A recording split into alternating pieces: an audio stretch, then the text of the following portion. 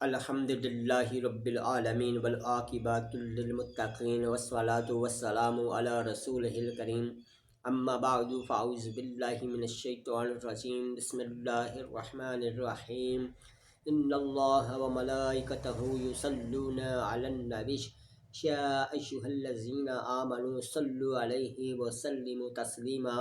تمام حاضرین و ناظرین، میری مائیں بہنیں بیٹیاں، میرے بزرگ بھائی دوست، میرے ساتھ مل کر نبی پاک صلی اللہ تعالی علیہ وسلم کی پاک بارگاہ کے اندر درود شریف کا نذرانہ پیش کیجیے۔ اللہم صلی علی محمد وعلی آلہ واصحابہ وبارک وسلم علیہ۔ یا صاحب الجمال و یا سید البشر من وجہک المنیر لقد نور القمر لا یمکن الثناء کما کان حقہ بعد از خدا بزرگ توئی قصہ مختصر۔ احباب ذی وقار، اللہ رب العزت کا بے پایا فضل عظیم ہے جس نے پھر ایک بار ہمیں اپنے ذکر و اذکار کا موقع فراہم کیا۔ اللہ تعالی ہم سب کی حاضری کو شرف قبولیت عطا فرمائے۔ احباب ذی وقار، پہلا رکن ادا کر کے کلمہ شریف پڑھ کے انسان دائرہ اسلام میں داخل ہو جاتا ہے، پھر بقیہ اس کے اوپر رہ جاتے ہیں 4 ارکان۔ تو جو ان پر عمل کرتا جائے گا تو انشاءاللہ فیض و برکات پاتا جائے گا، اللہ کے حکموں پر پورا اترتا جائے گا۔ تو احباب ذی وقار، آج ہم نے اسلام کا پہلا رکن پر چند ایک باتیں عرض کرنا ہے۔ پہلا رکن کلمہ شریف ہے لا الہ الا اللہ محمد الرسول اللہ صلی اللہ تعالی علیہ وسلم۔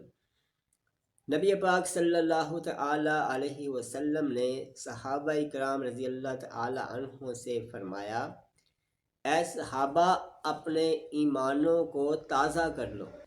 عرض کیا پیارے آقا صلی اللہ تعالی علیہ وسلم، ایمان تازہ کیسے ہوں گے؟ تو نبی علیہ السلام نے ارشاد فرمایا، اے میرے پیارے صحابہ، کلمہ شریف لا الہ الا اللہ محمد الرسول اللہ صلی اللہ علیہ وسلم کی کثرت کیا کرو، ایمان تازہ ہو جائے گا۔ یعنی کہ کلمہ شریف پڑھنے سے ایمانوں کو تازگی ملتی ہے۔ تازگی کیسے؟ عام روٹین پہ جو ہم کام کاج کر رہے ہوتے ہیں، جب ہم کلمہ شریف کا ورد شروع کر دیں گے، ہمیں خود ہی فیل ہونا شروع ہو جائے گا کہ ہمارے اندر کیا تبدیلیاں آنا شروع ہو گئی ہیں، ہم اچھائی برائی کی اب تمیز کرنے لگ پڑے ہیں۔ کلمہ شریف نے ہمارے دلوں کا زنگ اتار دیا ہے، اب ہمیں اچھائی نظر آتی ہے اور برائی نظر آتی ہے۔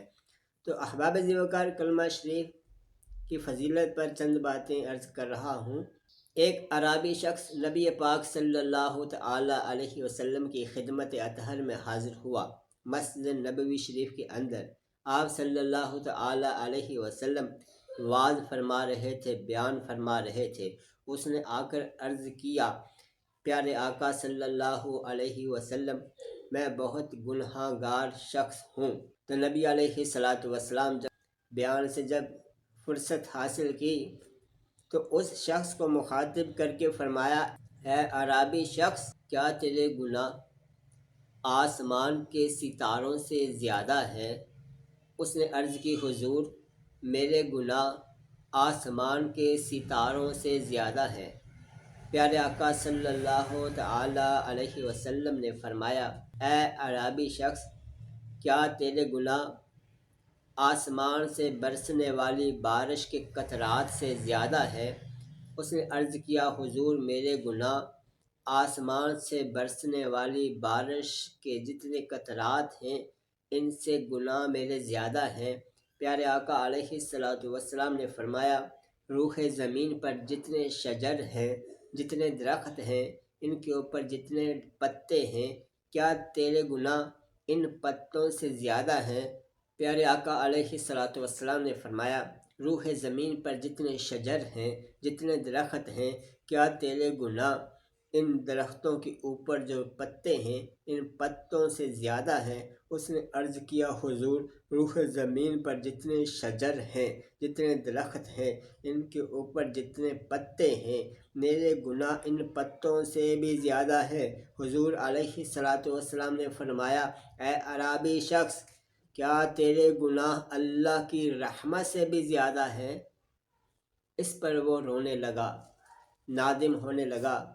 پیارے آقا علیہ الصلاۃ والسلام نے ارشاد فرمایا، ایک بار سچے دل سے کہہ دے، لا الہ الا اللہ محمد الرسول اللہ صلی اللہ تعالی علیہ وسلم، اللہ رب العزت تیرے سارے گناہ معاف فرما دے گا۔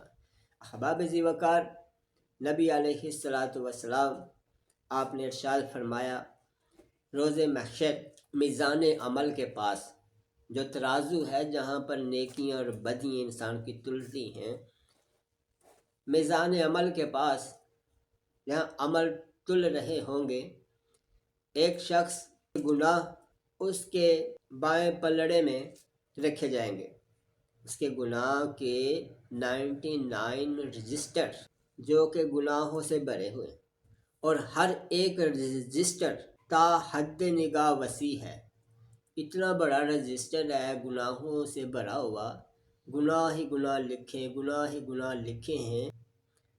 آدمی کے گناہوں والے پلڑے میں پڑے ہوں گے، یعنی کہ اتنا بڑا گناہ گار شخص ہوگا، اتنا بڑا گناہ گار شخص ہوگا، تو خالق ارض و سما دوسرے پلڑے میں، نیکیوں کا پلڑا جو اس کا خالی ہوگا، جو دنیا کے اندر ایک مرتبہ اس شخص نے سچے دل سے پڑھا، لا الہ الا اللہ محمد الرسول اللہ صلی اللہ تعالی علیہ وسلم، وہ جو پڑھا اس کا ثواب جو خالص ہو کر اس نے کلمہ شریف پڑھا ایک مرتبہ دنیا کے اندر، اس کا اجر، اس کا ثواب جو اللہ نے اسے عطا کیا، اسے اس کے دائیں پلڑے میں رکھ دیا جائے گا، تو وہ دایاں پلڑا گناہوں کے پلڑے سے بھاری ہو جائے گا۔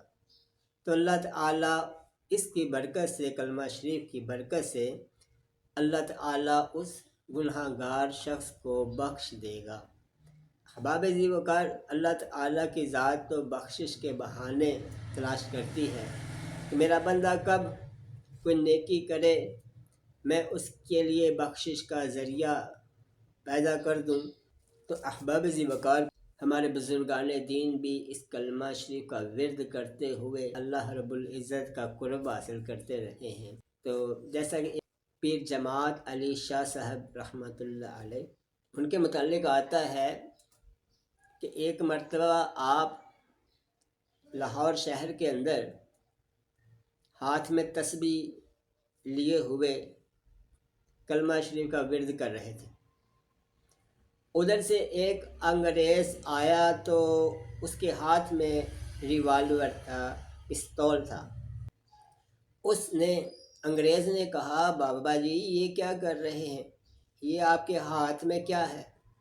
کہ بابا جی نے رحمۃ اللہ علیہ نے ارشاد فرمایا، پیر جماعت علی شاہ صاحب علیہ رحمہ نے، کہ بھئی تم بتاؤ تمہارے ہاتھ میں کیا ہے؟ وہ کہنے لگا، یہ میرا ہتھیار ہے۔ آپ رحمۃ اللہ علیہ فرماتے ہیں، یہ جو میں تسبیح پڑھ رہا ہوں یہ میرا ہتھیار ہے۔ تو بابا جی نے فرمایا رحمۃ اللہ علیہ نے، بھئی تمہارا ہتھیار کیا کرتا ہے؟ اس نے پستول سیدھا کیا پرندے کی طرف، پرندے کو گولی لگائی، فائر کیا، پرندے کو گولی لگی، پرندہ زمین پر گرا، یعنی مر گیا۔ تو انگریز کہنے لگا، بابا جی میرا یہ ہتھیار یہ کام کرتا ہے۔ آپ رحمۃ اللہ علیہ نے جس تسبیح کے اوپر لا الہ الا اللہ کا ورد کر رہے تھے، وہ لا الہ الا اللہ والی تسبیح اس پرندے کے اوپر رکھی تو پرندہ فوراً زندہ ہو کر اڑ گیا۔ آپ رحمۃ اللہ علیہ فرماتے ہیں، بھئی تمہارا ہتھیار تو جان لیتا ہے، ہمارا ہتھیار جان دیتا ہے۔ یہ جب اس نے کرامت دیکھی انگریز نے تو وہ بھی پڑھنے لگا لا الہ الا اللہ محمد الرسول اللہ، یعنی کہ بابا جی کی یہ کرامت دیکھ کر وہ انگریز بھی مسلمان ہو گیا۔ اور کلمہ شریف پڑھنے والے حضرت مجاہد رحمۃ اللہ علیہ لکھتے ہیں اپنی کتاب کے اندر، اپنی تصنیف کے اندر، ایک شرابی شخص، اس کا وقت نزا قریب آ گیا، موت کا وقت قریب آ گیا۔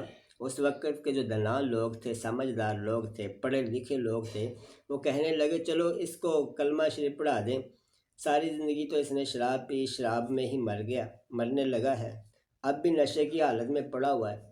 تو لوگ اس کے دائیں بائیں رونڈ بونڈ کھڑے ہوئے اور اونچی آواز سے پڑھنے لگے لا الہ الا اللہ، پڑھتے گئے تاکہ اس کے لبوں پر بھی کلمہ شریف جاری ہو جائے۔ وہ کافی دیر تک پڑھتے رہے لا الہ الا اللہ، لا الہ الا اللہ، لا الہ الا اللہ، وہ پڑھتے رہے۔ شرابی آگے سے خاموش ہے۔ کافی دیر کے بعد جب وہ اس کے لبوں پر آیا تو کیا آیا؟ وہ کہنے لگا ایک شراب کا پیالہ مجھے دے اور خود بھی پی۔ تو لوگ حیران پریشان ہوئے۔ حضرت مجاہد رحمۃ اللہ علیہ لکھتے ہیں کہ جن لوگوں میں انسان رہتا ہے ساری زندگی، مرتے وقت بھی اسے وہی لوگ نظر آتے ہیں۔ بظاہر تو کلمہ شریف پڑھنے والے لوگ تھے، حقیقت میں انہیں اس شخص کو، شرابی کو، شرابی ہی نظر آ رہے تھے۔ اس لیے وہ کہہ رہا تھا ایک شراب کا پیالہ مجھے دے اور خود بھی پی۔ اگر ہم لوگ دنیا کے اندر کلمہ شریف کی تسبیحات پڑھتے رہیں گے، تسبیحات پڑھنے لوگوں کے ساتھ رابطہ رکھیں گے، ایسی جگہ پر آئے جائیں گے جہاں تسبیحات لا الہ الا اللہ کا ورد کرنے والے لوگ ہیں، تو انشاءاللہ ہمیں بھی یہ توفیق ہوگی، ہمیں بھی شوق پیدا ہوگا، یہ عادت ڈلے گی کہ ہم بھی لا الہ الا اللہ محمد الرسول اللہ صلی اللہ علیہ وسلم یہ ورد کرنا شروع کر دیں گے۔ تو انشاءاللہ اس کی برکت سے وقت نزا جب آئے گا ہمارا تو ہمیں انشاءاللہ کلمہ شریف نصیب ہوگا۔ اللہ تعالیٰ کے حضور دعا ہے ہمیں زیادہ سے زیادہ ذکر و اذکار کرنے کی توفیق عطا فرمائے۔ وما علینا الا البلاغ المبین۔